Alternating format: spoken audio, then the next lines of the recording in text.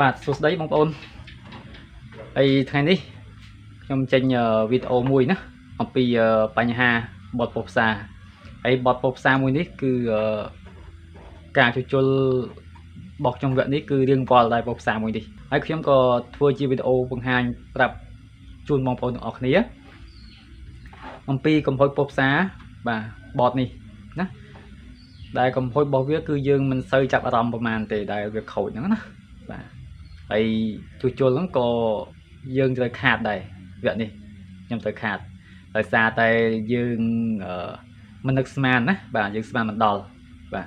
ហើយការជួសជុលហ្នឹងគឺខ្ញុំឆែកឲ្យអស់ហើយណាគឺនៅតែមានបញ្ហាបានទៀតតើឥឡូវខ្ញុំនឹងប្រាប់អំពីបញ្ហាកំហុសរបស់វានឹងតែម្ដងអំពីបញ្ហារបស់វាអញ្ចឹងពេលដែលទិដ្ឋិជនគាត់យកមកឲ្យយើងជួសជុលហ្នឹងបាទគឺពេលដែលយើងដាក់ភ្លើងទៅគឺវាសត់ភ្លើងមកទៅហើយណាពេលដែលយើងដាក់ភ្លើងAC ចូលគឺ disjunction load តែម្ដងណា load អញ្ចឹងពេលណាដែលយើងដាក់ទៅ disjunction load ដាក់ទៅ disjunction load យើងណាដាក់ញឹកញាប់ពេកវាអាចនឹងប៉ះពាល់ដល់យ៉ូតរបស់វានេះណាយ៉ូតជើង4នេះ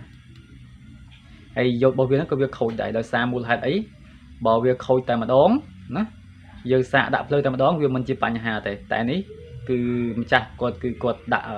ភ្លើងញឹកញាប់ពេកដល់អញ្ចឹងវាបណ្ដាលមកឡងខូចដល់យ៉ូតទៀតអញ្ចឹងយ៉ូតនេះគឺវាស្នាមប្រេះបាត់ទៅហើយគឺវាជាប់អូមបាត់ទៅហើយយ៉ូតហ្នឹងអញ្ចឹងយ៉ូតនេះប្រយ័ត្នមែនទែនពេលជួសជុលណាតើយ៉ូតនេះខូចឆ្លងភ្លើងគឺមកតួបតនៅលើប៉ុស្តិ៍ផ្សារហ្នឹងគឺឆក់ពេញតួតែម្ដងភ្លើង AC ធ្លាយណាធ្លាយមកដល់នេះស្បកប៉ុស្តិ៍ផ្សារនេះទៀតអញ្ចឹងយើងប៉ះបានទេអញ្ចឹងប្រយ័ត្នមែនទែនពេលដែលវាសតភ្លើងណាហើយយើងដាក់ភ្លើងញឹកញាប់ពេកណាញឹកញាប់ពេកគឺវាប៉ះពាល់ដល់យ៉ូតតែខូចយ៉ូតគឺវាឆ្លងភ្លើង AC ហ្នឹងគឺពេញតួតែម្ដងគឺឆក់ណាហ្នឹងហើយឆក់អញ្ចឹងទី1គឺវាខូចយ៉ូតបាត់ទៅហើយណាខូចយ៉ូតបាទតែខូចយ៉ូតមិនដល់មកពីអីដោយសារតែ Fat ណា Fat N6 ពីរគ្រាប់នេះគឺវាខូចណាបាទគឺវាខូចតែពេលណាវាខូចទៅវាស្ទះភ្លើងពេលដែលស្ទះភ្លើងគឺភ្លើងហ្នឹងវាទៅមុខអត់រួចទេគឺវាចាល់ណាបាទវាចាល់គឺធ្វើឲ្យយកនឹងខូចប្រសិនបើបតហ្នឹងណាគេដាក់រលែមកគ្រាប់អានោះអត់ជាបញ្ហាទេប៉ុន្តែដោយសារបតនេះគឺអត់មានរលែទេណាអត់មានរលែទេអញ្ចឹងវាធ្វើឲ្យពេលណាដែល Fat ហ្នឹងគឺវាខូចគឺវាសត់ភ្លើងយើងដល់ភ្លើងញឹកញាប់ពេកគឺធ្វើឲ្យយ៉ូតនេះគឺខូចតែម្ដងណាបាទយ៉ូតខូចបាទនេះគឺគ្រាន់តែជាការបង្ហាញរបស់ខ្ញុំទេបើសិនជាបងប្អូនមានបញ្ហាបាទវាសត់ភ្លើងអីបងប្អូនកុំដាក់ភ្លើងញាប់ពេកណាកុំដាក់ភ្លើងបើសិនជាវាយើងដាក់តែម្ដងទៅលោក disjunction គឺយើងកុំដាក់ទៀតណាដាក់ទៀតទៅវាអាចប៉ះពាល់ដល់យ៉ូតបន្ថែមទៀតហើយខូចអញ្ចឹងពីមុនក៏ខ្ញុំមិនទាន់ដឹងថាវាមានបញ្ហាខូចយ៉ូតអញ្ចឹងដែរណាបាទពេលដែលគាត់យកមកឲ្យខ្ញុំជួសជុលហ្នឹងខ្ញុំដល់ភ្លើងទៅបាទគឺធ្វើឲ្យ disjunction ហ្នឹងលោតណាបាទ disjunction លោតហើយខ្ញុំមិនចាប់អារម្មណ៍ថាយ៉ូតហ្នឹងខូចទេបាទពេលដែលខ្ញុំចាប់ផ្ដើមដោះបាទឆែកវាស់ឆែកអីទៅបាទគឺយើងឃើញថាវាខូច Fat ពីរគ្រាប់នេះណាខ្សែ N6 នេះអញ្ចឹងពេលដែលយើងឆែកអីហើយណាយើងឃើញ Fat ពីរគ្រាប់ខូចហើយគឺយើងចាប់ផ្ដើមមកឆែកប្រេនេះណាប្រេរបស់ Fat នេះយើងឆែករេស្តង់ឆែកកង់ដង់ឆែកយល់ថាអស់ហើយណាអត់មានបញ្ហាអីទេសំបីតែរេស្តង់10អូមបាទចូលមកជើងកេតរបស់ Fat ហ្នឹងក៏វាអត់ដាច់ដែរណាអត់ដាច់ទេប៉ុន្តែ Fat ហ្នឹងខូចទាំងពីរជាប់ភ្លើងទាំងពីរណាបាទអញ្ចឹងអាគ្រឿងប្រេរបស់វាហ្នឹងគឺខ្ញុំឆែកឲ្យអស់ហើយអត់មានបញ្ហាអីទេណាអត់មានដាច់រេស្តង់អត់មានខូចយ៉ូតអីទេណាហើយខ្ញុំបាទក៏ចាប់ផ្ដើមដោះ Fat ហ្នឹងចេញណាដោះ Fat ហ្នឹងចេញហើយខ្ញុំក៏ត្រូវឆែកបន្តទៀតណាឆែកទៅលើយ៉ូតណាយ៉ូតនេះយ៉ូតច្រកចេញណាយ៉ូតរបស់វានេះបាទ60 B20 ណាយ៉ូតរបស់វានេះខ្ញុំឆែកយ៉ូតរបស់វាគឺឃើញយ៉ូតខូចមកគ្រាប់ដែរណាយ៉ូតរបស់វាបាទយ៉ូតរបស់វាខូចមកគ្រាប់ដែរអញ្ចឹងខ្ញុំក៏ដូរយ៉ូតចេញណាដូរយ៉ូតចេញដែរណា ចឹងយើងឃើញបញ្ហារបស់វាគឺ3ផ្នែកហ្នឹងណា3ផ្នែកហ្នឹងបាទអញ្ចឹងខ្ញុំដោះ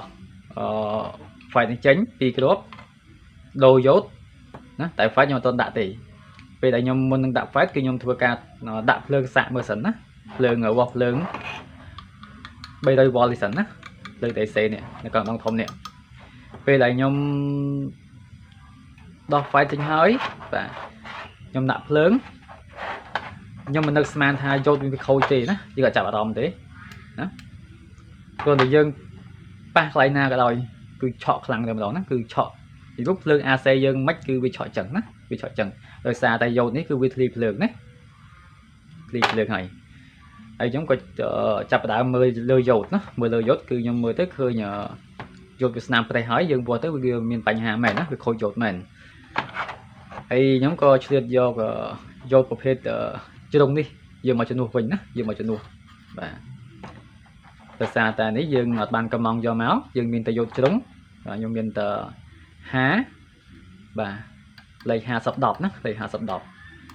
ញ្ចឹងយ៉ូតនេះគឺវាស្មើ50អាំពែណា50អាំពែ 1000V ណាអញ្ចឹងយ៉ូតរបស់វានេះគឺលេខរបស់វាគឺ25B100អញ្ចឹងយ៉ូតនេះគឺវាស្មើទៅ25អាំពែទេបាទ 1000V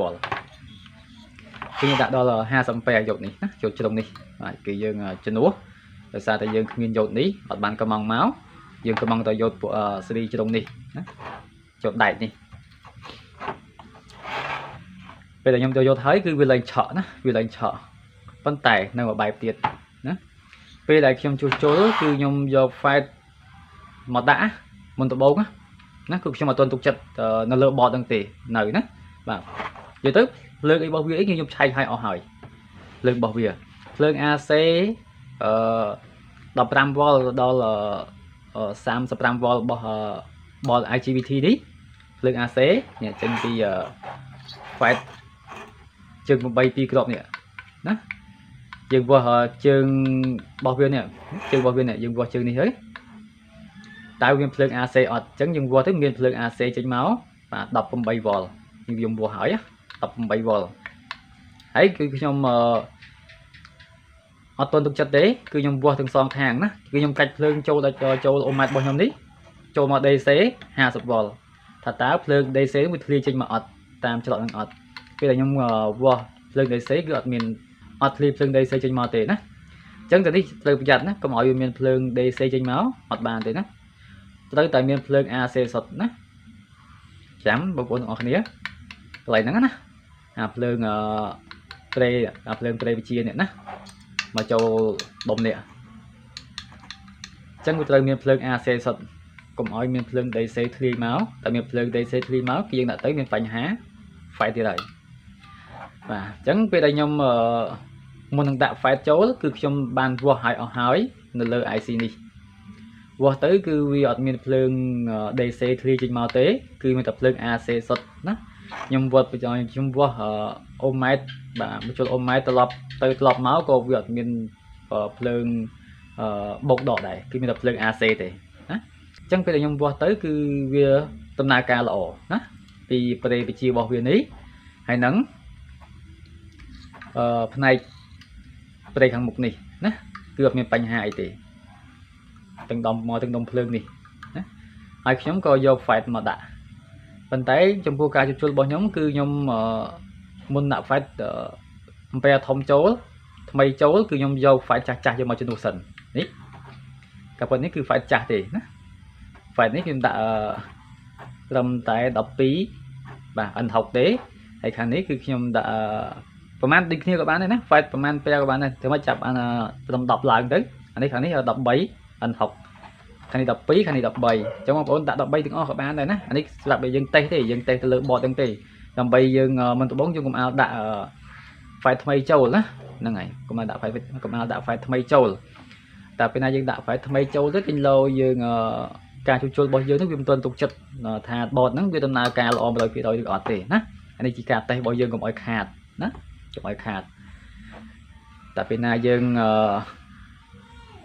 ដាក់ file ថ្មីចូលទៅគិញលោវា board នឹងដំណើរការមិនស្រួលឆេះអា file ថ្មីនឹងទៀតគឺវាខាតយើងអញ្ចឹងការជួសជុលរបស់ខ្ញុំគឺខ្ញុំត្រូវតែ ធ្វើតេស្ត file ចាស់សិនណាកុំឲ្យវាខាតយើងអញ្ចឹងពេលដែលខ្ញុំដាក់ទៅវាមានបញ្ហាមែនណាមានបញ្ហាមែនហើយខ្ញុំឆែកទៅលើអស់ហ្នឹងអស់ហើយណាឆែកត្រេឲ្យអស់ហើយគឺវាអត់មានបញ្ហាអីទេភ្លើងដំណើរការអីគ្រប់គ្រាន់ទាំងអស់ណាភ្លើងរបស់វាហើយភ្លើងជើងកេតរបស់វានេះភ្លើងជើងកេតរបស់វានេះគឺវាដំណើរការធម្មតាណាអញ្ចឹងខ្ញុំឃើញថាវាមានបញ្ហាមែនដាក់ទៅគឺ file ខូចអស់មួយអស់មកគូបាត់នេះខ្ញុំដាក់ file ចាស់ចូល file 7តូចនេះខ្ញុំដាក់ 20 N6 ផងនេះណាឥឡូវវាខូចមកគូបាត់ហើយណាប៉ុន្តែ bot នេះគឺខ្ញុំធ្វើរួចរាល់ហើយណាតែកំហុសរបស់វាគឺខ្ញុំនឹងប្រាប់បងប្អូនបន្តិចទៀតហ្នឹងណាប៉ុន្តែខ្ញុំប្រាប់ពីបញ្ហាវាសិនណាពីបញ្ហាការជួសជុលរបស់ខ្ញុំសិនដែលវាមានបញ្ហាដែលខ្ញុំហើយក៏យើងមិនដែលចាប់អារម្មណ៍ដែរទៅលើហ្នឹងបើសិនជាបងប្អូនណាជួបបញ្ហាបែបហ្នឹងអីបងប្អូនគួរតែបាទទៅវិធីបែបដែលខ្ញុំបង្ហាញហ្នឹងទៅបាទអញ្ចឹងខ្ញុំក៏ដោះ file នេះចេញខ្ញុំចាប់ដើមឆែកត្រេម្ដងទៀតឆែករៃស្តង់ឆែកអីម្ដងទៀតឆែកកង់ដងឆែកអីអស់ហើយអត់មានបញ្ហាអីទេគឺល្អទាំងអស់ភ្លើងយីនោះភ្លើងអូតូហ្នឹងក៏វាដំណើរការទាំងអស់គ្រប់គ្រាន់ដែរណាអត់មានស្ទើរភ្លើងមួយណាទេណាគាត់តែយើងដាក់ file ចូលគឺវាខ្ទុះ file តែម្ដងណាវាខ្ទុះ file ហើយកាពិតទៅវាមិនមែនជាយើងដាក់ file ពេលទូចូលវាខ្ទុះនេះទេអត់មែនទេណាអត់ទេហ្នឹងហើយបញ្ហារបស់វាដែលយើងដាក់ file ចូលទៅខ្ទុះដាក់ file ចូលទៅខ្ទុះនៅលើដុំនេះអានេះគឺយើងអត់ចាប់អារម្មណ៍ទេណាអត់ចាប់អារម្មណ៍ទេបាទប៉ុន្តែយកយើងឃើញវាស់ទៅខូចយករបស់វានេះពេលដែលយើងដូរយកហើយយើងវាស់ទៅវាលែងអីហើយណាអញ្ចឹងបងប្អូនគេគួរបងប្អូនទាំងអស់គ្នាគួរតែចាប់អារម្មណ៍ទៅលើដុំនេះដែរណាដុំនេះហើយដុំនេះបើសិនជាមានបញ្ហាអីយើងមិនចាំបាច់ដូរក៏បានដែរណាមិនចាំបាច់ដូរទេបងប្អូនអាចជួសជុលដូចខ្ញុំក៏បានដែរណាអញ្ចឹងបើបងប្អូនត្រូវការឆែកដុំណាត្រូវការឆែកដុំគឺយើងនេះយកអូម៉ែតរបស់យើងមកណាអូម៉ែតរបស់យើងកាច់ចូលមកគុណ10គីឡូមកអូម៉ែតរបស់យើងនេះនឹងអំពីការឆែកដុំណាកាច់អូម៉ែតរបស់យើងចូលមកគុណ10គីឡូនេះយើងប្រើអូម៉ែតអាណាឡូកណាស្រួលវាស់ស្រួលយើងដឹងវាស់រកកំហុសរបស់វាលើដុំហ្នឹងណាដុំភ្លើងមួយនេះពេលដែលយើងវាស់គឺយើងវាស់ពីជើងនេះណាពីជើងច្រកភ្លើងចូលរបស់វាណាយើងគេថាភ្លើងចូលរបស់វាអញ្ចឹងធ្វើម៉េចអាលុះហ្នឹងកុំឲ្យវាជាប់គ្នាណាពេលដែលយើងវាស់ទៅឃើញលំលួសនេះហើយលំលួសនេះហើយនឹងលំលួសនេះឃើញជាប់គ្នាអញ្ចឹងយើងគួរតែដោះមកជួសជុលមកណាដោះមកជួសជុលមកដូចខ្ញុំនិយាយហ្នឹងណាយើងកុំភ្លេចរួនវាផងណាពេលដែលយើងវាស់វាអញ្ចឹងយើងរួនវាផងណាបញ្ហារបស់វាទៅលើហ្នឹងណាដោយសារមូលហេតុដែលវាខូចដុំភ្លើងទី1គឺអ្នកជាងដែលគាត់ផ្សារដែកនេះគាត់ប្រើប្រាស់គាត់ដឹកដាក់លើលម៉កណាពេលដែលគាត់ដាក់លើលម៉កទៅវាលាក់ពេលណាវាលាក់ទៅវាអង្គើទៅវាធ្វើឲ្យអាដុំនេះអង្គើវាលកាត់ស្ពាន់នេះណាស្ពាន់លួសនេះតែវាលកាត់ទៅគឺវាប៉ះគ្នាទៅគឺវាឆ្លងបាទឆ្លងគឺវាចោលភ្លើងមកដល់ file វិញណាចាប់ភ្លើងដល់ file វិញវាធ្វើឲ្យ file ខូចអញ្ចឹងការជួសជុលគឺយើងដោះវាចេញមកបងប្អូនមើលនេះមើលការជួសជុលដុំរបស់ខ្ញុំណាគឺយើងប្រើกระดาษជ័រសស្ដើងនេះមកណាយើងសៀតវាគ្រប់ច្រកមកណាសៀតវាណាយើងប្រើกระดาษស្ដើងกระดาษដែលយើងរុំម៉ូតូបូមទឹកហ្នឹងណានេះกระดาษប្រភេទនេះណាกระดาษប្រភេទនេះយើងកាត់វាមកទូចមកហើយយើងសៀតវាទៅសៀតវាគ្រប់ចន្លោះមកណាទាំងសងខាងនេះក៏អញ្ចឹងដែរសៀតវាទាំងអស់មកណា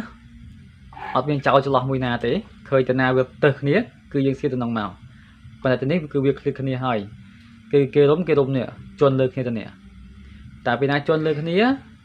មុនដំបូងវាមិនអីទេមិនអញ្ចឹងណាតែពេលយើងដឹកវាយើងប្រើប្រាស់យូរទៅវាអង្គើទៅវាលកាត់ហើយតែពេលណាវាលកាត់ទៅគឺវា ប៉ះគ្នាទៅវាអាចនឹងវាឆ្លងទៅគ្នាហើយភ្លើងណាបាទអញ្ចឹងអាដុំខ្លះដែលវាឆ្លងវាអាចនឹងបែកផ្កាភ្លើងនៅកន្លែងនេះយើងឃើញណាខ្លោចតែបើនេះអត់ទេអានេះគឺវាជាប់ហើយវាអត់បែកផ្កាភ្លើងមានសំដែងភ្លើងឲ្យយើងមើលទេណាដល់អញ្ចឹងយើងអាចចាប់អារម្មណ៍ថាវាខូចដុំនេះទេទោះតែយើងវាស់វាហើយយើងវាស់ឲ្យតែយើងចង្កាលយើងវាស់មិនបានអង្គើវាយើងវាស់អត់ដឹងថាវាខូចទៀតណាចង្កាលទោះយើងអង្គើចេះបានវាជាប់អូមណាបានវាជាប់អូមអាហ្នឹងបញ្ហាដែលខ្ញុំជួបហើយខ្ញុំធ្លាប់ឃើញបងប្អូនខ្លះគាត់ខមមិនសួរខ្ញុំថាពុកផ្សារដែលគាត់ដូរ file ហើយគឺខ្ទុះ file ទៀតណាដូរ file ហើយគឺខ្ទុះ file ទៀតណាអញ្ចឹងគឺយើងឆែកទៅលើដុំភ្លើងផងណាបាទឆែកទៅលើដុំភ្លើងផងតែដុំភ្លើងវាឆ្លងភ្លើងហើយគឺយើងដាក់ file ថ្មីចូលទៅវាខ្ទុះហើយណាគឺខ្ទុះហើយអញ្ចឹងហើយអានេះកំហុសរបស់វានេះណាកំហុសរបស់វាគឺយើងឃើញ file ខូច2គ្រាប់ណាយកច្រកចេញមួយគ្រាប់ហើយនឹងយកភ្លើងចូលមួយគ្រាប់យកជើង4នេះបាទអញ្ចឹងគឺវាបញ្ហារបស់វាគឺខ្ញុំក៏ជួសរួចរាល់ហើយដែរណាបាទចឹងឥឡូវវាដំណើរការធម្មតាឡើងវិញហើយពុកផ្សារហ្នឹងហើយនេះខ្ញុំដាក់ file អំពែតូចគឺខ្ញុំអត់ទាន់ដាក់ file ថ្មីចូលទេខ្សែអនុចូលទេណាគឺខ្ញុំដាក់ file អំពែទូចូលទេហ្នឹងហើយតោះឥឡូវយើងអានេះគាត់ជាការបង្ហាញរបស់ខ្ញុំប្រាប់ដល់បងប្អូនទាំងអស់គ្នាណាបើសិនជាបងប្អូនមានបញ្ហាជួបបែបហ្នឹងណាបងប្អូនអាចនឹងបានមេរៀនខ្លះណាពីខ្ញុំតែខ្ញុំបង្ហាញនេះទី1បើសិនជាយើងប៉ះតួទៅវាឆក់បងប្អូនឆែកទៅលើយ៉ូតនេះណាឆែកលើយ៉ូតហ្នឹងហើយអានេះក៏ចឹងដែរណាអានេះក៏ចឹងដែរបើសិនជាវាឆ្លងណាវាឆ្លងហើយនៅយើងនៅផ្សារបានវាចេញភ្លើងធម្មតាភ្លើងនេះអាភ្លើងចេញមកផ្សារយើងផ្សារទៅឆក់យើងខ្លាំងណាក៏អត់នឹងដែរក៏ដុំនឹងដែរអញ្ចឹងប្រយ័ត្នដែរណាប្រយ័ត្នដល់កុំឲ្យអត់ឃើញពេលដែលយើងនិយាយរួមវាដំណើរការទាំងអស់ម៉ាស៊ីនរបស់វាណា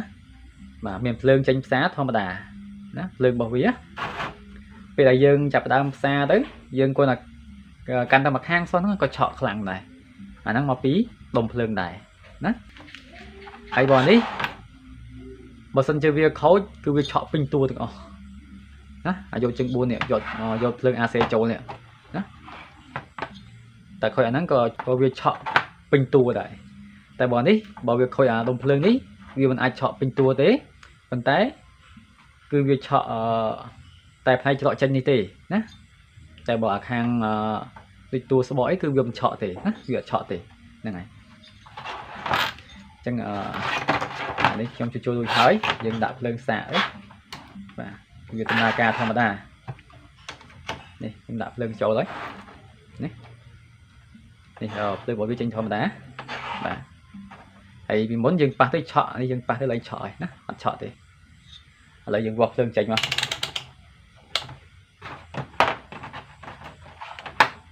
ដោយសារតែយើងជួយរួចហើយណា